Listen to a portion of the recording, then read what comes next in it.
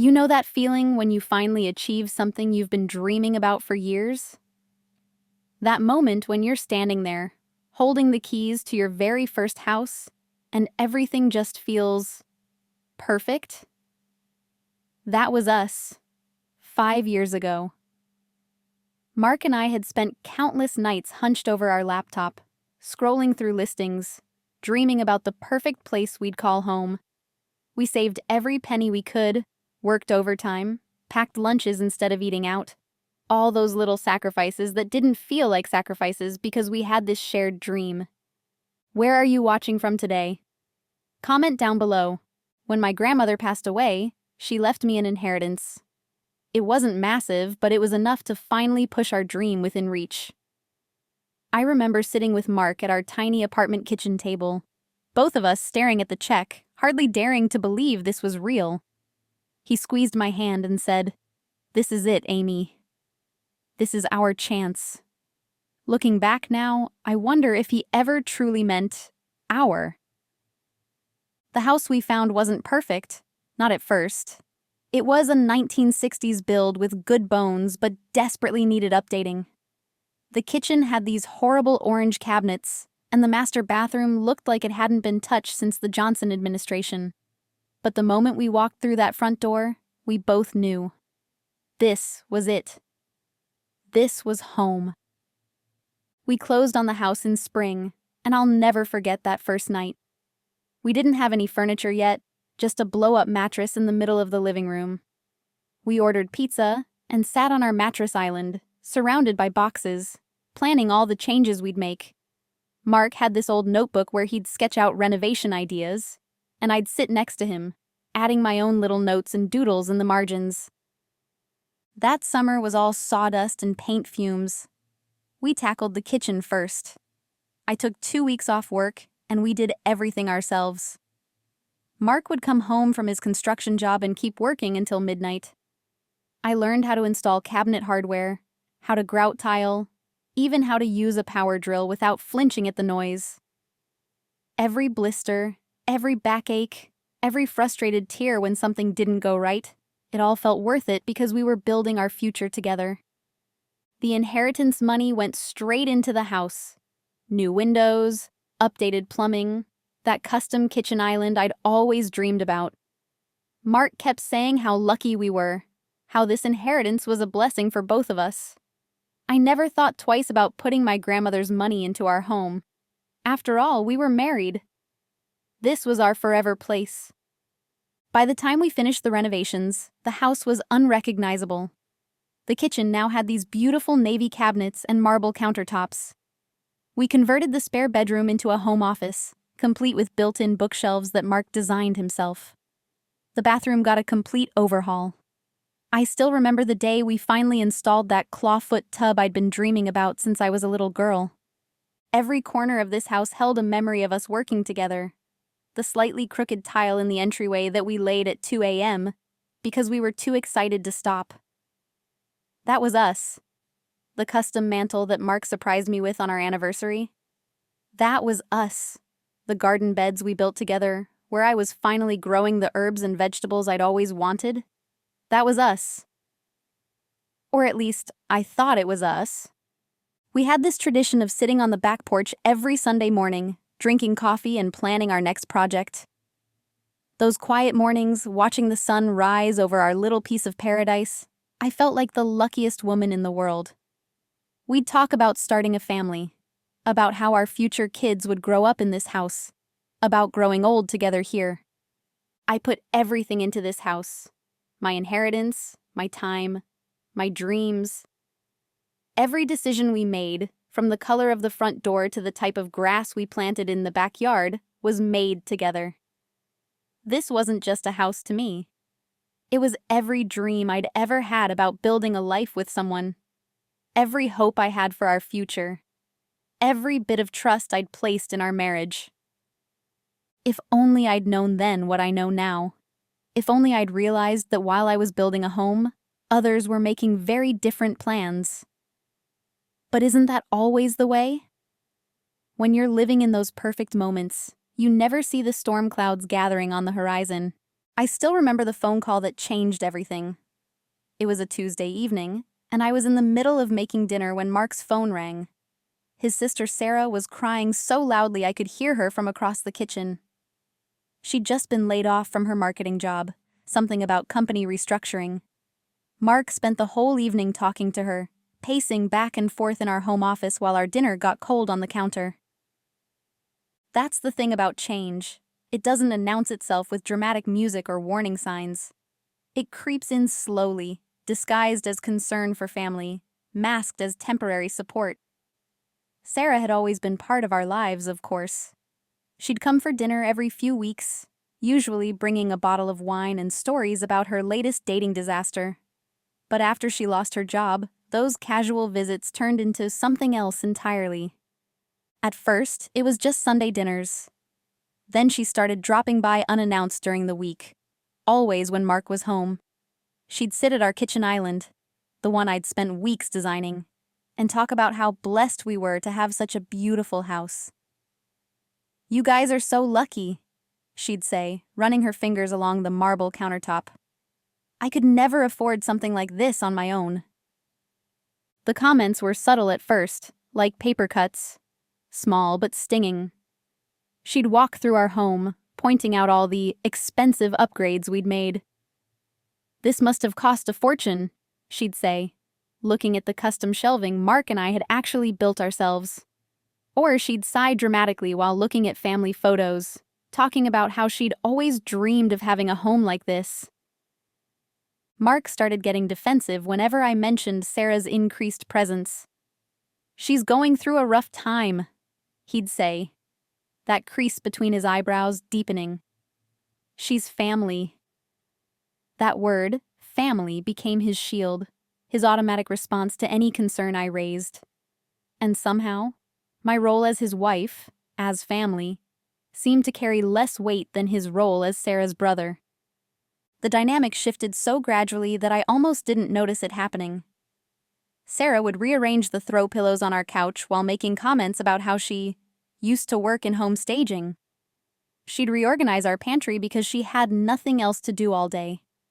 Small changes, but each one felt like she was marking her territory, testing boundaries. Then came the conversations I wasn't supposed to hear. Late at night, I'd catch snippets of phone calls between Mark and Sarah. "Of course we'll help you," he'd say. "What are siblings for?" Or she'd pull him aside during her visits, whispering about her mounting bills, her struggle to find work in this economy. Each time, Mark's expression would grow more concerned, more determined to help.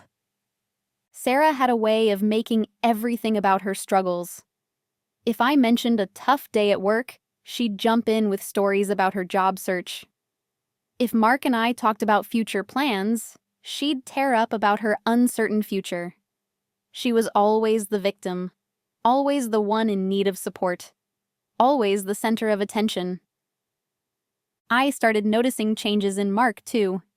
He began questioning our renovation plans, suggesting we save money for a while, right after Sarah mentioned her mounting credit card debt. The home gym we'd been planning became unnecessary after Sarah commented on how selfish it seemed to have a whole room just for exercise, when some people couldn't even afford rent. The worst part was how she'd flip the script when Mark wasn't around. She'd corner me in the kitchen, telling me how fortunate I was to have married her brother, how generous he was to share his success with me. Never mind that I'd contributed my inheritance to this house, that I worked just as hard as Mark did. In Sarah's narrative, I was the lucky one, the beneficiary of their family's generosity. Every time I tried to talk to Mark about it, he'd get this distant look in his eyes. "You don't understand what it's like to have a sibling," he'd say, as if that explained everything. As if my concerns weren't valid because I was an only child. The more Sarah embedded herself in our lives, the more Mark and I started having these little arguments. Nothing major, just small disagreements that left a lingering tension in the air. Looking back, I should have seen it coming. The way Sarah would touch things in our house like she already owned them. The private conversations with Mark that would stop abruptly when I entered the room.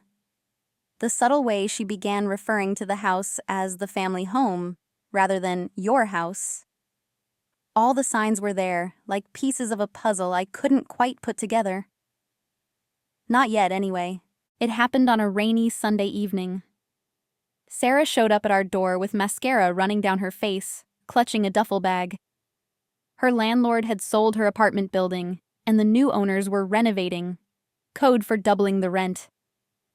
She couldn't afford the increase, and with her savings depleted from months of unemployment, she had nowhere else to go. Just for a few weeks, she promised, looking at Mark with those big, tearful eyes. Just until I figure something out. I still remember the sinking feeling in my stomach as Mark helped carry her suitcases up to our guest room, the room we'd been planning to turn into a nursery. He didn't even glance my way before telling her she could stay as long as she needed. That night, as we lay in bed, he squeezed my hand and whispered, "Thank you for understanding." But he never actually asked if I understood. He never asked at all. The changes started almost immediately. I came home from work the next day to find our living room completely rearranged. The couch I'd carefully positioned to catch the afternoon light was now against a different wall. Our family photos had been replaced with abstract art pieces Sarah had just lying around. When I asked her about it, she smiled that syrupy, sweet smile and said, "I just thought the space needed a more modern touch. This layout really opens up the room, don't you think?" It wasn't just the furniture. Sarah had opinions about everything. The way I loaded the dishwasher, the brand of coffee we bought, even how I folded the towels. "I used to work at Bed Bath & Beyond in college," she'd say, refolding everything in the linen closet. "This is the proper way to do it." Each time Mark would beam at her, praising her for helping out around the house. The comments about the house being too big for just Mark and me became a daily occurrence. "All this space," she'd sigh, running her hand along the hallway walls. "It's almost wasteful, isn't it? A young couple rattling around in this big house while some people can barely afford a studio apartment." She'd say it with this little laugh, like she was just making conversation, but her eyes would always drift to Mark, watching his reaction. Meals became an exercise in tension. Sarah appointed herself the family chef, claiming that with all her free time, it was the least she could do. She'd prepare elaborate dinners, completely ignoring my meal prep schedule or the fact that I actually enjoyed cooking in my own kitchen. When I tried to make dinner one night, she hovered over my shoulder, making little suggestions until I finally gave up and let her take over. Mark just said I should be grateful for the help. The worst part was how she'd taken over my morning routine. The kitchen, my sanctuary where I used to enjoy quiet cups of coffee before work, became her domain. She'd be there every morning, chatting endlessly about her latest job prospects or her dating app disasters. My peaceful moments disappeared, replaced by her constant need for attention and validation. Every attempt I made to establish boundaries was met with tears and accusations. When I suggested we set up a schedule for sharing common spaces, Sarah broke down crying about how unwelcome I was making her feel. Mark took her side, of course. "She's going through a tough time," he'd say. "We need to be more understanding." Somehow, my need for space in my own home became secondary to Sarah's feelings. The dynamic between Mark and me shifted too. Every conversation seemed to revolve around Sarah, her job search, her emotional state, her needs. If I brought up our plans for the house or our future, Mark would get this guilty look and change the subject. It was like our dreams had been put on indefinite hold while Sarah's crisis took center stage. She had a way of inserting herself into every aspect of our marriage. If Mark and I were having a quiet moment on the porch, she'd appear with cookies she'd just baked. If we tried to plan a date night, she'd remind us about her anxiety being alone in a big, empty house. Even our bedroom wasn't sacred. She'd knock on our door late at night, needing to talk about her latest emotional crisis. I started feeling like a guest in my own home, tiptoeing around Sarah's feelings, watching my house transform into a space I no longer recognized. The herbs I'd planted in the kitchen window were replaced with her succulents. The reading nook I'd created in the living room became her temporary home office. Each change was small, but together they painted a clear picture. This wasn't my home anymore. Looking back, I realized that temporary was never in Sarah's vocabulary. Not really. Every change she made, every boundary she pushed, every moment she inserted herself into was part of a larger plan. I just couldn't see it yet. But I was about to discover just how deep her manipulation went, and just how far Mark would go to protect his sister's interests over our marriage. I've always been the kind of person who likes things organized. Maybe that's why I noticed the missing folder first. I was in our home office looking for some insurance paperwork when I realized the mortgage documents weren't in their usual place. It seemed odd, but with Sarah constantly organizing things, I assumed they'd just been misplaced. I never expected what I was about to find. The folder turned up in Mark's desk drawer, buried under a stack of papers. As I pulled it out, several bank statements fell to the floor. That's when I saw it. A series of large transfers from our joint account to Sarah's name. $5,000 here, $3,000 there, building up to nearly $30,000 over the past few months. Money that had been quietly disappearing from our emergency fund, our renovation budget, our future.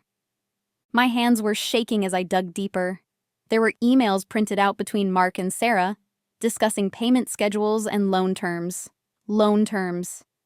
He wasn't just giving her money, he was systematically draining our savings to support her. All those times she'd talked about her job search, all those interviews she claimed to have lined up. I found a half-finished job application from 3 months ago and nothing else. The more I looked, the worse it got. Credit card statements showed Sarah had been using our emergency credit card, the one we kept for genuine crises. Shopping sprees, spa days, expensive dinners out. All while she cried about not being able to afford groceries.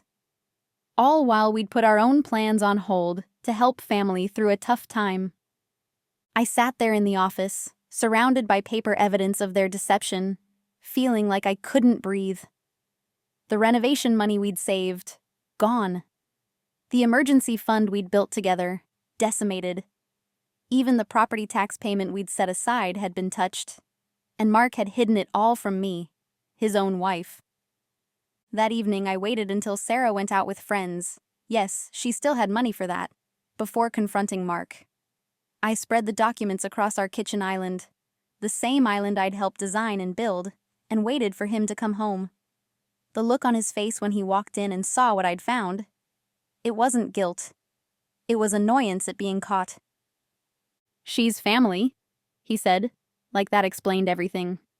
What was I supposed to do, let her end up homeless? When I pointed out that she wasn't even trying to find work anymore, he got defensive. "You don't understand how hard it is for her. The job market is tough right now." The job market that I worked in every day, successfully, while Sarah spent her days rearranging our furniture and depleting our savings. I tried to reason with him. I showed him the credit card statements, the shopping sprees, the evidence that Sarah was taking advantage of us. "She's just trying to maintain a professional appearance for interviews," he argued. When I asked about the last time she'd actually been to an interview, he couldn't answer.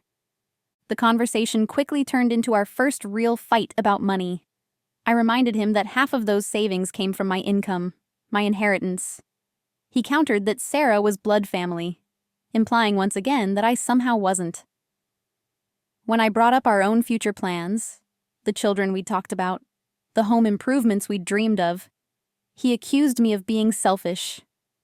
"How can you think about renovations when my sister might end up on the street?" he demanded. I pointed out that with her spending habits, she'd burn through any money we gave her anyway. That's when Sarah walked in, earlier than expected. She took one look at the documents spread across the counter and burst into tears. What followed was a masterclass in manipulation. Sarah sobbed about how hard she was trying, how she just needed a little more time, a little more help.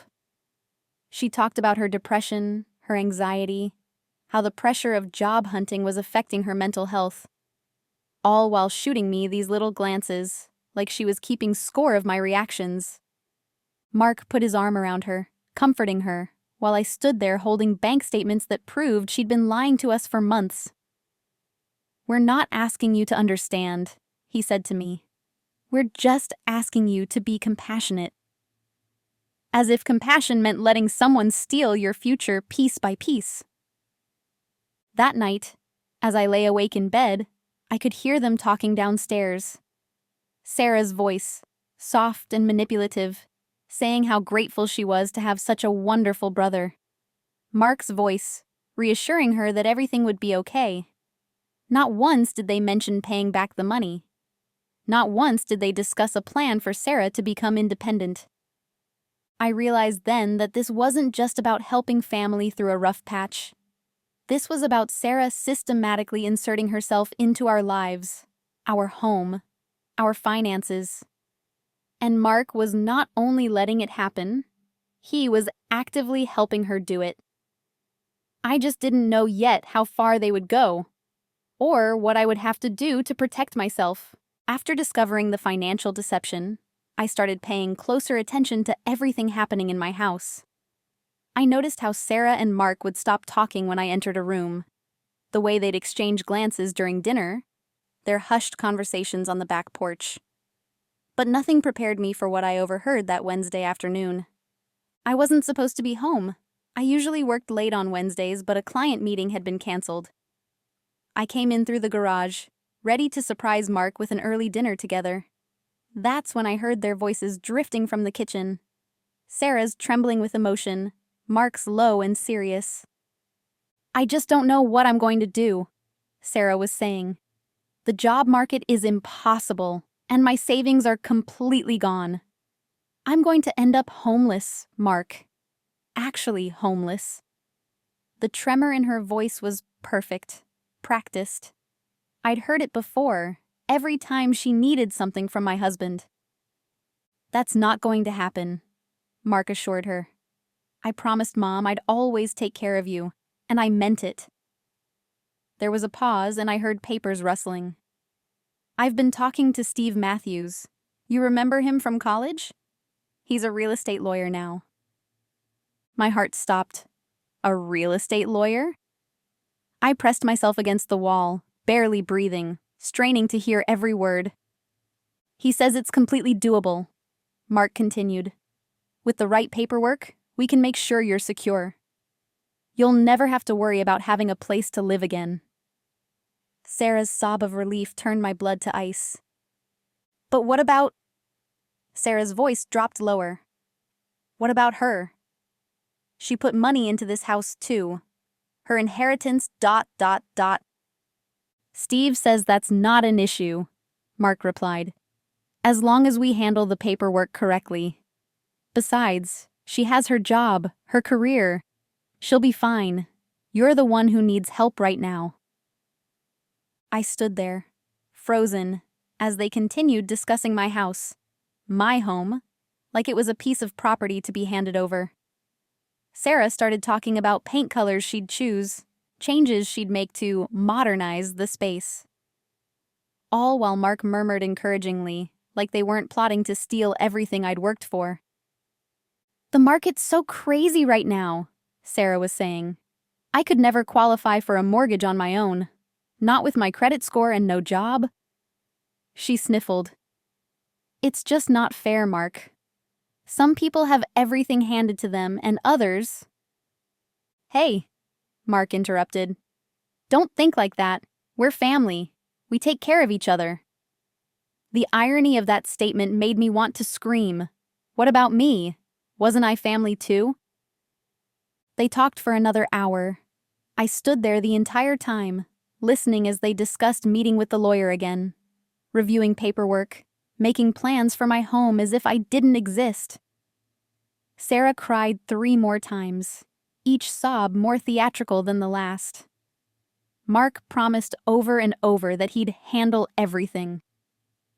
Finally, Sarah said she was going out, probably to spend more of our money on another shopping spree. I waited until I heard the front door close, then counted to 60 before walking into the kitchen. Mark was still sitting there, surrounded by papers he quickly shuffled together when he saw me. "You're home early," he said, trying to sound casual. "How was your day?" I looked at my husband, this man I'd trusted with everything, who I'd built a life with, and for the first time I saw him clearly. The way his eyes wouldn't quite meet mine, how his hands nervously shuffled those papers, the slight flush of guilt on his neck. He knew exactly what he was doing. "Fine," I replied, matching his casual tone. "Just thought we could have dinner together." I started pulling out pots and pans, making as much noise as possible to hide the sound of my racing heart. "How was your day? Do anything interesting?" "No, nothing special," he lied, straight to my face. "Just the usual." I nodded, turning away so he wouldn't see my expression. In that moment, I made a decision. I wouldn't confront him, not yet. I needed to know exactly what they were planning, needed to see how far they would take this betrayal. Most importantly, I needed to protect myself. That night, I lay awake beside my husband, listening to his steady breathing and feeling like I was sharing a bed with a stranger. The man who had helped me build this home, who had shared my dreams, was now plotting to take it all away. And for what? To give it to his sister, who had never worked for anything in her life? I thought about my grandmother's inheritance, about all the overtime hours I'd put in to afford the renovations, about every decision and sacrifice that had gone into making this house our home. They thought I'd just roll over and accept their plans? They were about to learn how wrong they were. But first, I needed proof. I needed to know exactly what they were planning, needed to see the paperwork they were so carefully hiding. Most of all, I needed to know my rights. Because one thing was crystal clear. This wasn't about family anymore. This was about protecting what was mine. They chose a Sunday to tell me. Our Sunday mornings had once been sacred. Coffee on the porch, planning our future together. Now, Mark and Sarah sat across from me at our kitchen island, looking like they were about to present a business proposal. In a way, I suppose they were. "We need to talk about something important," Mark began, his hands folded on the counter. Sarah sat beside him, trying to look concerned but unable to hide the gleam of triumph in her eyes. "We found a solution to help Sarah get back on her feet." I took a slow sip of my coffee, steadying myself. "Oh?" I kept my voice neutral, even as my heart pounded against my ribs. I'd been waiting for this moment, dreading it, ever since I'd overheard their conversation. "The thing is," Mark continued, "Sarah needs a permanent solution, something stable. And we have this big house." He glanced at his sister, who gave him an encouraging nod. "We've been talking to a lawyer, and we think we've found a way to help everyone." The word "everyone" hung in the air like a bad joke. I watched as Mark pulled out a folder, the same one I'd seen him hiding during their secret meeting. "We're going to transfer the house deed to Sarah's name." There it was. The betrayal laid bare on my kitchen counter, wrapped up in legal papers and false concern. I waited for more, letting the silence stretch uncomfortably. "It's just temporary," Mark hurried to add, mistaking my silence for shock rather than contained rage. "Just until Sarah can get approved for a loan. This way, she can use the house as collateral to secure her future. Once she's back on her feet, we'll transfer everything back." Sarah leaned forward, her eyes wide with practiced sincerity. "I know it's a lot to ask, but I promise I'll make it worth your while. I've already been looking into interior design courses. I could help modernize the space, make it more current." The audacity of her sitting there, planning changes to my home while actively trying to steal it, made my coffee taste like acid. "And my inheritance?" I asked quietly. The money I put into this house? Mark shifted uncomfortably. Well, that's the thing. The lawyer says it's all community property now, since we're married. But look at it this way. You're helping family. Isn't that what matters most? I set my coffee cup down carefully, forcing myself to maintain composure. And you've already started the paperwork. It wasn't a question. I'd seen the documents, heard their plans. We have? Mark admitted, looking relieved that I seemed to be taking it so calmly. Steve, the lawyer, says we can have everything finalized by the end of the month. He's already drawn up most of the documents. Sarah reached across the counter to pat my hand. I resisted the urge to pull away. You're being so understanding about this, she said, her voice dripping with fake gratitude. I knew you'd see that this is the best solution for everyone. Everyone? I repeated, finally letting some of my anger show. How exactly does this help me? Mark's expression hardened. Don't be selfish. This is about family. Sarah needs this. She has nowhere else to go. You have your career, your independence. She doesn't have anyone else to help her. Selfish? The word hit like a slap.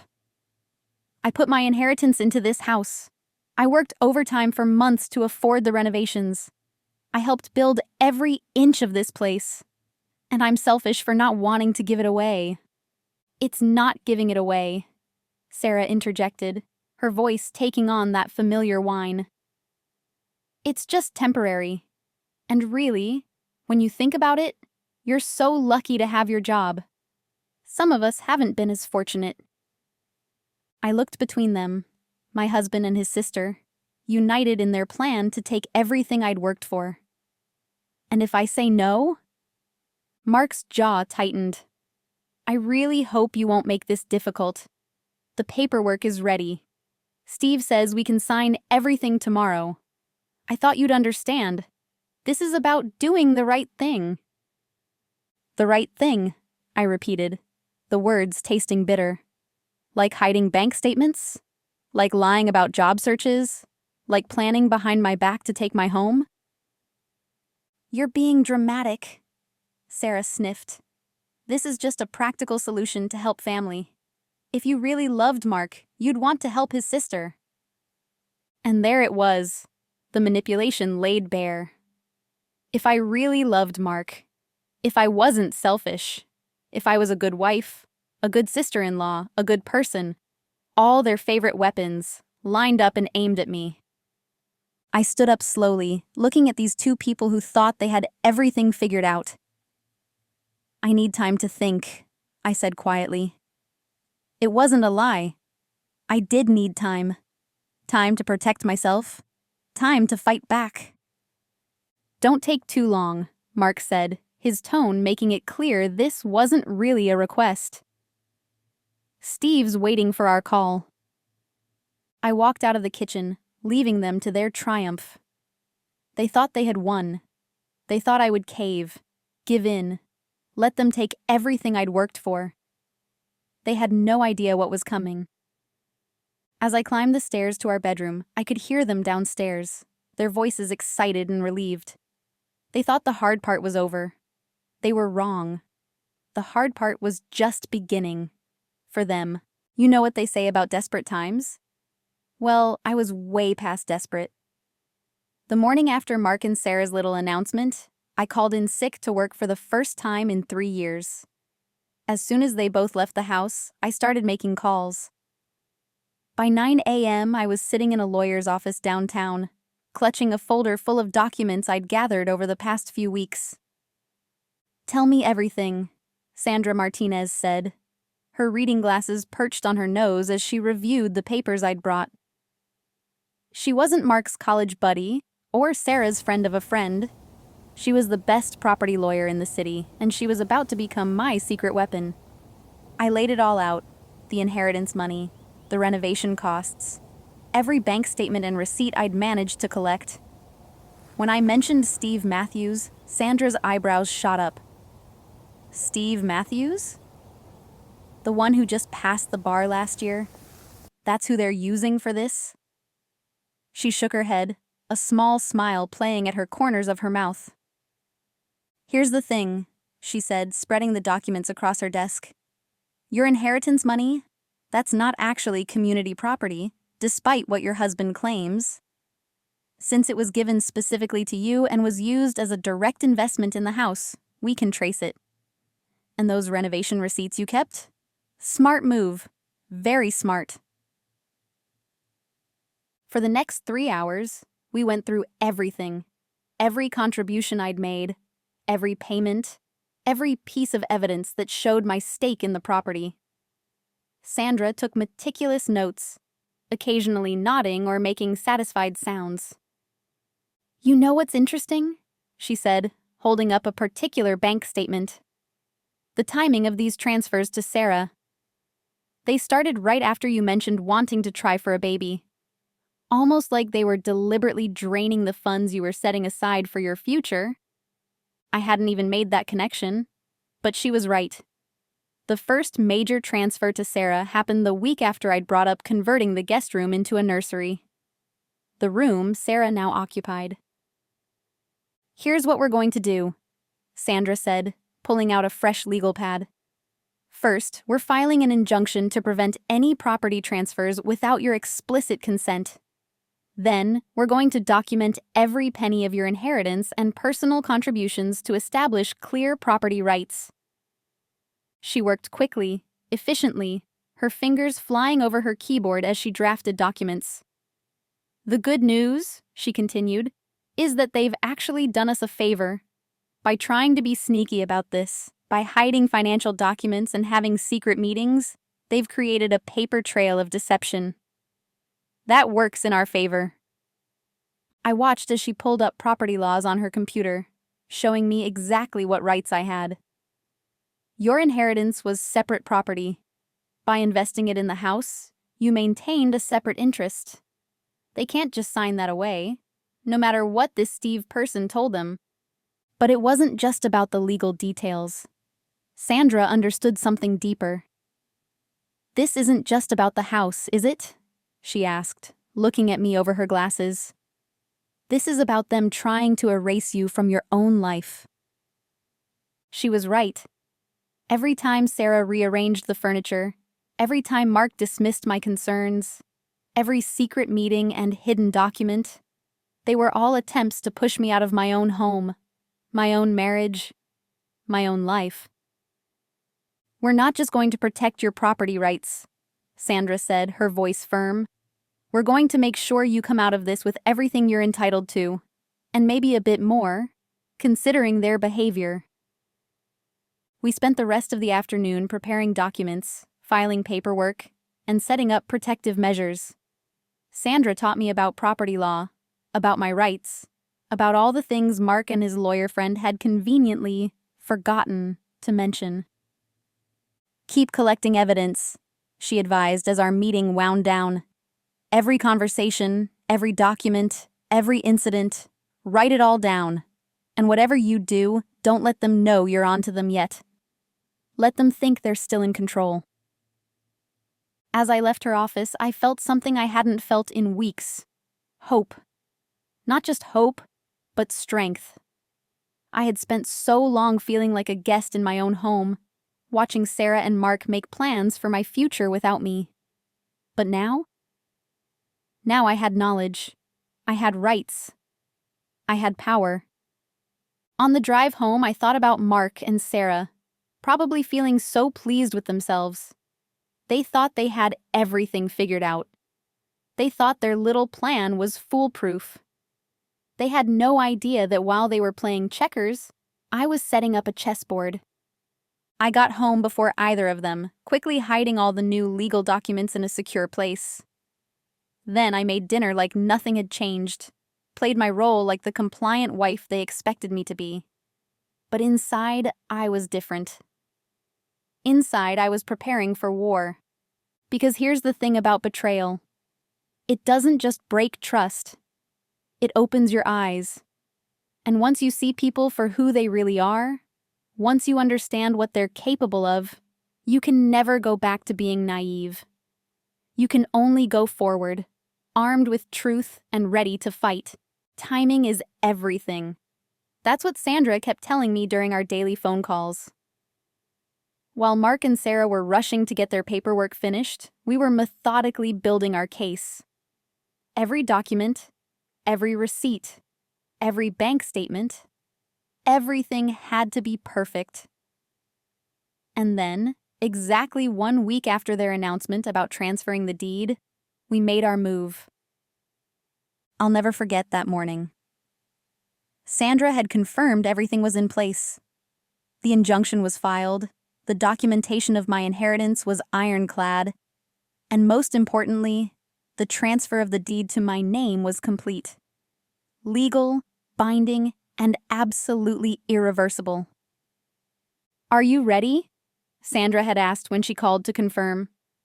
"Once we do this, there's no going back." I looked around at my house, my home, with all the memories it held, both good and bad. "I'm ready," I said, and I meant it. The first thing I did was call a locksmith. "I need all the locks changed," I told him. "Today." He arrived within the hour, just after Mark left for work and Sarah headed out for another of her endless coffee dates. I watched as he replaced every lock, handed me the new keys, and gave me a reassuring nod.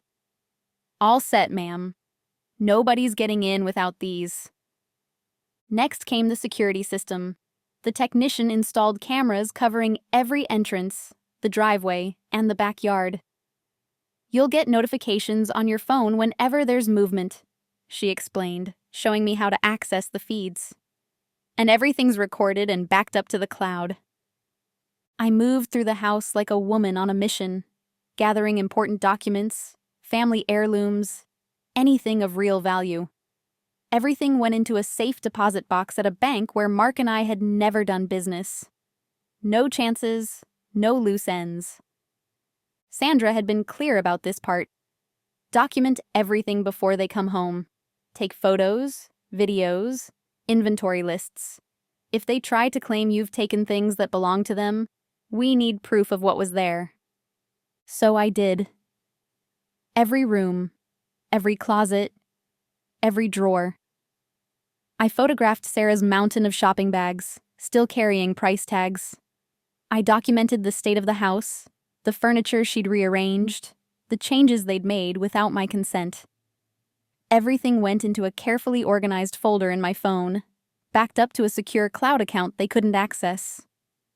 The last step was the hardest. I went through our bedroom, packing Mark's essential items into boxes. Clothes, toiletries, basic necessities.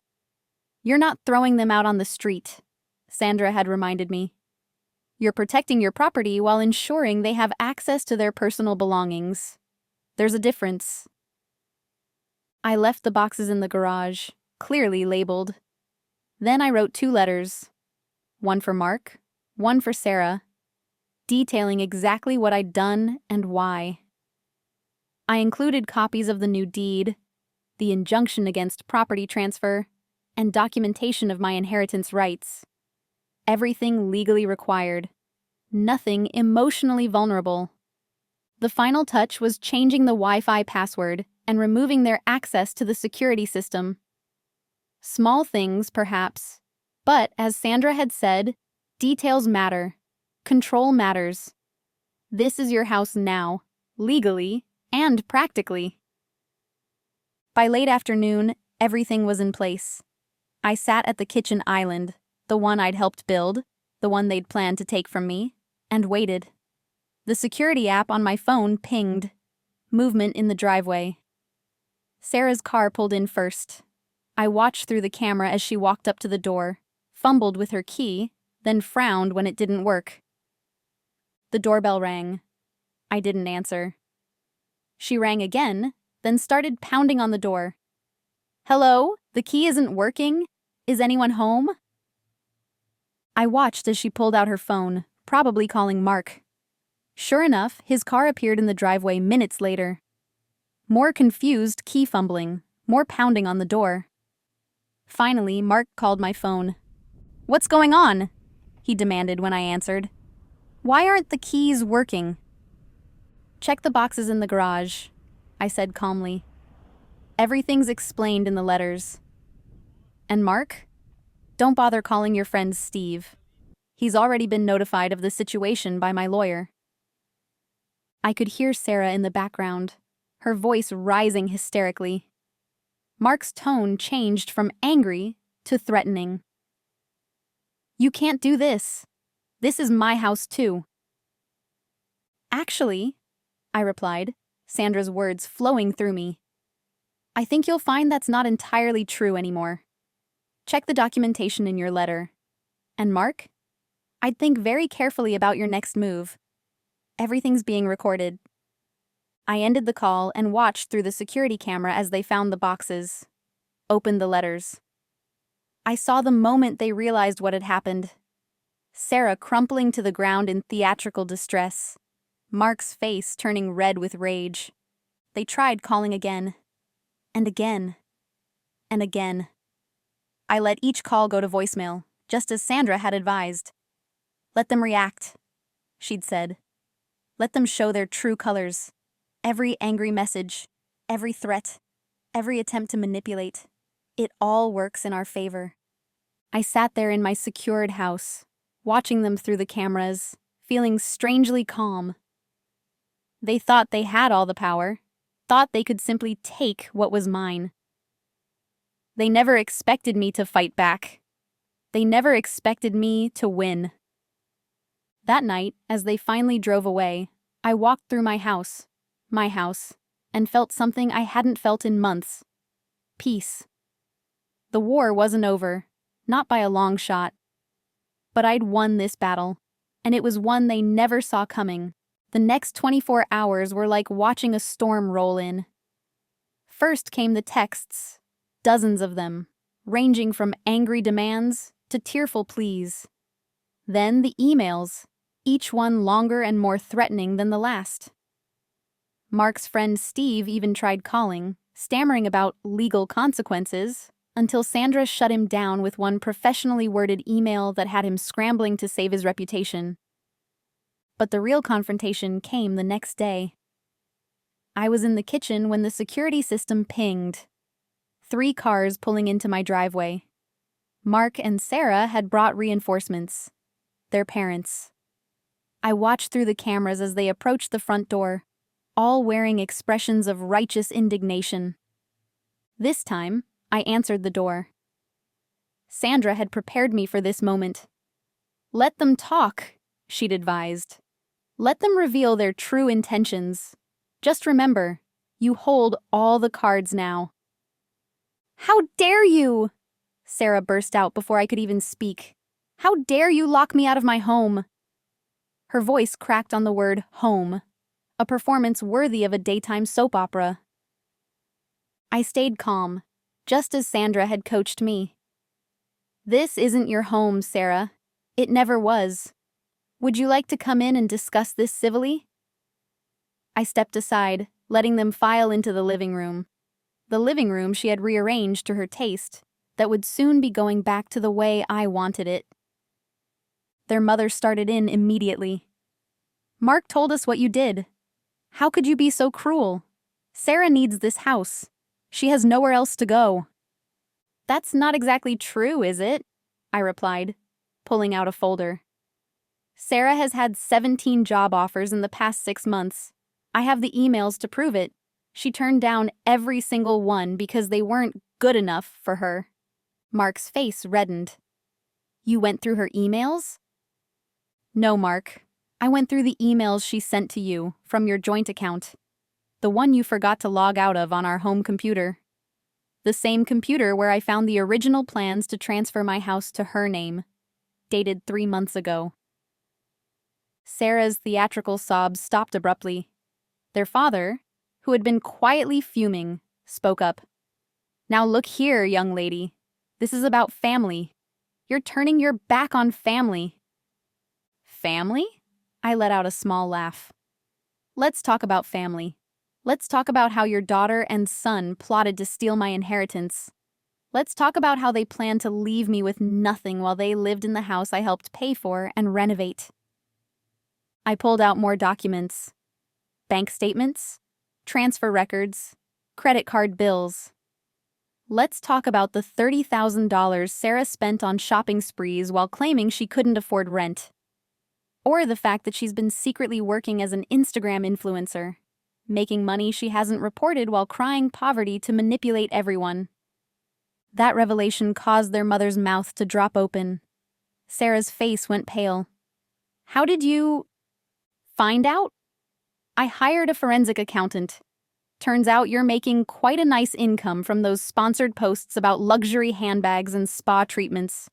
Funny how that never came up when you were begging for money. Mark stepped forward, his voice dropping to a threatening tone. You had no right to investigate my sister. And you had no right to try to steal my house, I shot back. But here we are. I laid out all the documentation on the coffee table, the proof of Sarah's income, the secret emails planning the property transfer, the records of their deception. I have copies of everything. My lawyer has copies of everything. And if you try to fight this, it all becomes public record. Sarah's carefully constructed facade crumbled. You're bluffing. You wouldn't dare. Try me. I met her eyes steadily. You want to explain to your followers how you've been living in luxury while scamming your own family? Want to tell them about attempting to steal your sister-in-law's inheritance? The room went silent. Mark's parents looked between their children, finally seeing the truth of their manipulation. Their father picked up one of the bank statements, his face growing darker as he read. Sarah, he said slowly, is this true? Have you been lying to us all? She burst into tears, real ones this time, not the calculated sobs she usually employed. I just wanted what she had. It's not fair that she gets everything. The perfect house, the perfect life. Perfect life? I couldn't help but laugh. I worked for everything I have. I saved my money instead of spending it on designer clothes. I put in overtime while you were getting spa treatments. I invested my inheritance while you were planning to steal it. I turned to Mark, who stood there looking lost. And you were supposed to be my partner. Instead, you conspired with her to take everything from me. Did you ever love me at all? Or was I just a convenient stepping stone to get this house? He had no answer. None of them did. They sat there in my living room, surrounded by evidence of their deception, finally understanding that their plan had backfired completely. Here's what's going to happen, I said, channeling Sandra's professional tone. Sarah, you have until tomorrow to remove your belongings. Mark, your things are in the garage. Any attempt to contest this will result in all of this evidence being submitted to the court and to Sarah's social media followers. Their mother tried one last time. But where will they go? I smiled. Well, since Sarah's been making 6 figures from her influencer work, I'm sure she can afford her own place. And Mark, maybe he should experience what it's like to have someone take away his home. Now, if you'll excuse me, I have some redecorating to do. They left quietly, defeated. As I watched them drive away on the security cameras, I felt no satisfaction, no joy in their downfall. Just relief that I had protected what was mine, and peace in knowing I would never let anyone manipulate me again. The next few days felt like watching a house of cards collapse in slow motion. Sarah came to collect her things, flanked by their parents who now watched her with wary, disappointed eyes. Gone was her usual dramatic flair. She moved quickly and quietly, avoiding my gaze. Her Instagram went mysteriously quiet too. No more luxury haul videos or spa day stories. Funny how accountability can change someone's social media presence. Mark took longer to accept reality. He kept trying to call, leaving voicemails that ranged from angry threats to tearful apologies. We can work this out, he'd plead. It was all Sarah's idea. I just wanted to help my sister. Then, hours later, "You'll regret this. No one will ever want you after how you've treated my family." I saved every message, just as Sandra advised, but I never responded. The most surprising turn came when their father called me privately. "I owe you an apology," he said, his voice heavy with regret. I enabled this behavior for far too long. Sarah's always been the baby of the family, and Mark's always protected her. But this..." He paused, sighing deeply. "What they tried to do to you was wrong. Deeply wrong." I appreciated his words, but they changed nothing. The trust was broken, the damage done. While Mark was still trying to find ways to contact me, I was already meeting with divorce lawyers. Sandra had recommended someone, and within weeks, the paperwork was filed. It felt strange, signing my name to documents that would end my marriage, but not as strange as it should have. Maybe because my marriage had really ended the moment they started plotting to steal my home. Sarah's influencer empire began to crumble. Someone, not me, had started asking questions in her comments about her living situation and finances. Her perfectly curated image of struggling through tough times while miraculously affording luxury items started to show cracks. Her followers, many of whom had donated to her emergency funds over the past year, weren't happy to learn they'd been funding shopping sprees. Mark moved in with his parents, a fact I learned from the divorce lawyers rather than his daily messages. His friend Steve, the wannabe real estate lawyer, was facing an ethics investigation for his role in the attempted property theft. Turns out, trying to illegally transfer inherited property isn't a great way to build your legal career. The house felt different now. Bigger somehow, without Sarah's suffocating presence and Mark's betrayal lurking in every corner. I spent a weekend returning everything to its original place. My furniture arrangement, my photos on the walls, my herbs back in the kitchen window. With each change, I reclaimed not just my space, but my peace of mind. One morning, about a month after everything happened, I found a large manila envelope in my mailbox.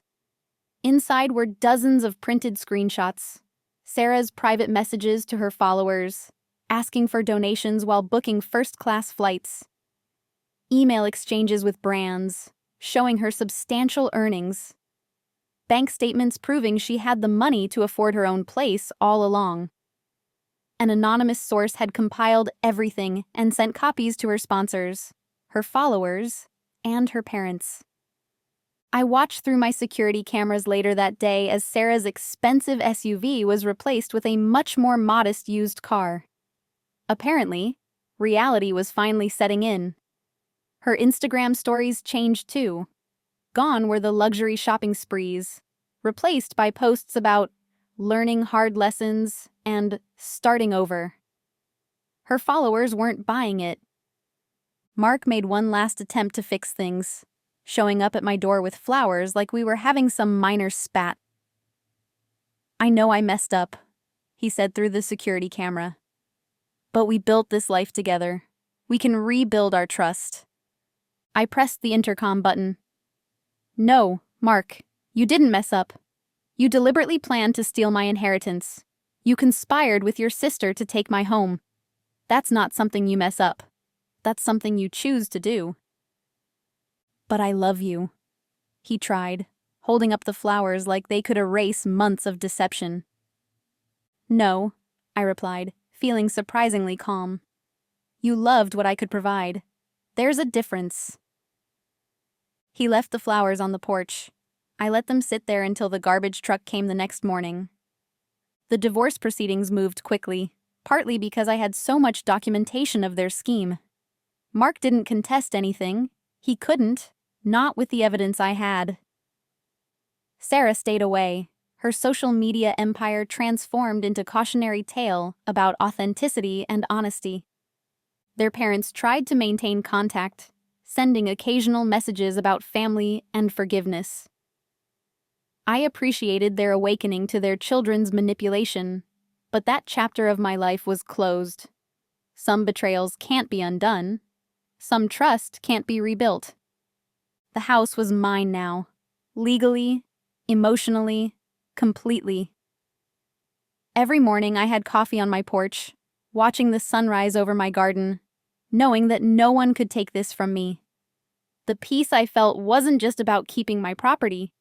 It was about standing up for myself, about refusing to be manipulated, about choosing my own happiness over others' greed. Sometimes I think about them, wonder if they learned anything from all this. But mostly, I think about the future. My future, in my home, on my terms. And you know what? It feels better than I ever imagined. It's amazing how much can change in 6 months. The divorce was finalized last week, quick and clean, thanks to all the evidence I had gathered. As I sat in my lawyer's office, signing the final papers, I discovered something unexpected. I felt nothing. No sadness, no regret, not even anger anymore. Just a profound sense of peace. The first thing I did after the divorce was hire contractors to completely renovate the guest room. Sarah's old room. No more subtle hints of her presence, no lingering memories of betrayal. I turned it into my home office, a bright, airy space where I could work and dream and plan my future. The contractors found something interesting during the renovation. Hidden credit card statements Sarah had stuffed behind the baseboards, more evidence of her secret spending while pleading poverty. Through mutual friends, I heard that Mark had discovered even more of Sarah's deception. Apparently, she'd been secretly borrowing money from him for years before moving in, always with dramatic stories about emergencies and promises to pay him back. The total amount made my stomach turn, nearly $50,000 he'd never see again. His attempts to get the money back led to a falling out between them. Karma has a way of coming full circle. Sarah's influencer career never recovered. Her followers had scattered, her sponsorships dried up, and she had to get, imagine this, a real job. Last I heard, she was working in retail, the kind of job she'd once deemed beneath her. Her social media now consists mainly of vague posts about toxic people and learning who your real friends are. The irony would be amusing if it weren't so sad. But the most surprising change wasn't about them, it was about me. Once I started sharing my story with friends, other women began sharing theirs. Stories of financial manipulation, of family members taking advantage, of partners hiding things. I started hosting monthly meetings at my house, informal gatherings where women could talk about protecting themselves financially. It started small, just a few friends around my kitchen island, sharing wine and wisdom. But it grew. We talked about inheritance rights, property laws, the importance of documentation. Sandra, my lawyer, even came to speak at one meeting. Financial literacy is female empowerment, she told the group. Knowledge is protection. The renovation bug bit me hard. After the office, I tackled the kitchen. No more navy cabinets. I painted them a warm sage green, a color I'd always loved but Mark had vetoed. I learned how to tile a backsplash, how to install cabinet hardware, how to be handy in ways I'd always relied on others for. Each new skill felt like another brick in the foundation of my independence. One day, while installing new light fixtures in the living room, I found a notebook tucked away in Mark's old toolbox. It contained detailed notes about their plan, when to transfer the deed, how to handle my inheritance, even a timeline for when Sarah would take over different rooms in the house. The level of calculation was staggering. I burned the notebook in my new fire pit, watching their schemes turn to ash under the summer stars. The house evolved with me. The formal dining room became a library. Walls lined with books about finance, law, and home improvement.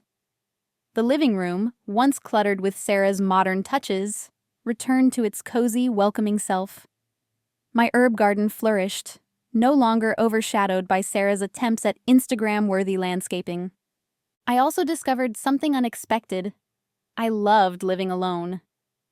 The quiet mornings with coffee on the porch, the freedom to leave dishes in the sink if I wanted to, the simple joy of knowing every inch of this space was truly mine. No one to question my choices, no one to undermine my decisions, no one to make me feel like a guest in my own home. The final transformation came last week. I had my grandmother's portrait, the one Sarah had relegated to the basement for being too old-fashioned, restored and hung in the entryway. Looking at it now, I feel profound gratitude. Her inheritance didn't just help me buy this house, it ultimately helped me save it. More than that, it taught me the importance of protecting what's yours. Sometimes, friends ask if I'm dating again. They worry about me being alone in this big house. But I'm not alone. I'm independent. There's a difference. Maybe someday I'll share this space with someone again, but it will be on my terms, with clear boundaries and protected assets. Trust, once broken, can be rebuilt, but it needs a stronger foundation. Yesterday, I received a letter from Mark's mother. She wrote about regret, about enabling behavior, about hoping for forgiveness. At the bottom, she'd added a PS. Sarah's living with us now. Sometimes the lessons we need to learn come at a very high price. I didn't reply to the letter, but I did smile at the justice of it all. Sarah, who had tried to take my home, was now back in her childhood bedroom. Mark, who had plotted to steal my inheritance, was living in a small apartment, starting over. And me? I was thriving in the home I'd fought for, surrounded by the life I'd rebuilt. As I sit here in my sage-green kitchen, morning sun streaming through the windows, I feel nothing but gratitude.